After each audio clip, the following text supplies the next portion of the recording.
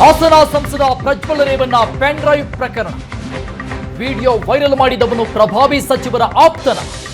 Video viral ಮಾಡಿದ್ದ ನವೀನ್ ಗೌಡ ವಿರುದ್ಧ FIR ದಾಖಲಾಗಿದೆ. ನವೀನ್ ಗೌಡ ಸಚಿವ ಜಮೀರ್ ಅಹಮದ್ ಖಾನ್ ಆಪ್ತನ. ಹಾಗಾದ್ರೆ ಸಚಿವ ಜಮೀರ್ ಜೊತೆ ನವೀನ್ ಗೌಡ ಫೋಟೋಗಳು ವೈರಲ್ ಆಗ್ತಾ ಇದೆ. ಜಮೀರ್ ಅಹಮದ್ ಅವರ ಜೊತೆ ಅನೇಕ ಫೋಟೋಗಳನ್ನ ತೆಗೆಸಿಕೊಂಡಿದ್ದಾರೆ ನವೀನ್ ಗೌಡ. ಹಾಸನದ ಸೈಬರ್ ಕ್ರೈಮ್ ಠಾಣೆಯಲ್ಲಿ ನವೀನ್ ವಿರುದ್ಧ ಕೇಸ್ ದಾಖಲಾಗಿದೆ, ಎಫ್ಐಆರ್ ಆಗಿದೆ. ಪ್ರಜ್ವಲ್ ಚುನಾವಣಾ ಏಜೆಂಟ್ ದೂರಿನ ಮೇರೆಗೆ ಕೇಸ್ ದಾಖಲಿಸಲಾಗಿದೆ. ಏಪ್ರಿಲ್ 23ರಂದೇ ನವೀನ್ ವಿರುದ್ಧ ಕೇಸ್ ದಾಖಲಾಗಿದೆ. ಈಗ ಸಚಿವ ಜಮೀರ್ ಜೊತೆಗಿನ ನವೀನ್ ಫೋಟೋಗಳು ವೈರಲ್ ಆಗ್ತಾ ಇದೆ.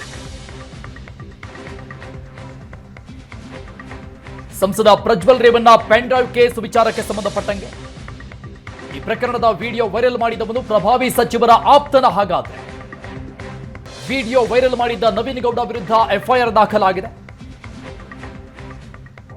ಸಚಿವ ಜಮೀರ್ ಅವರ ಜೊತೆಗಿರುವಂತಹ ಅನೇಕ ಫೋಟೋಗಳು ಸೋಷಿಯಲ್ ಮೀಡಿಯಾಗಳಲ್ಲಿ ವೈರಲ್ ಆಗ್ತಾ ಇದೆ.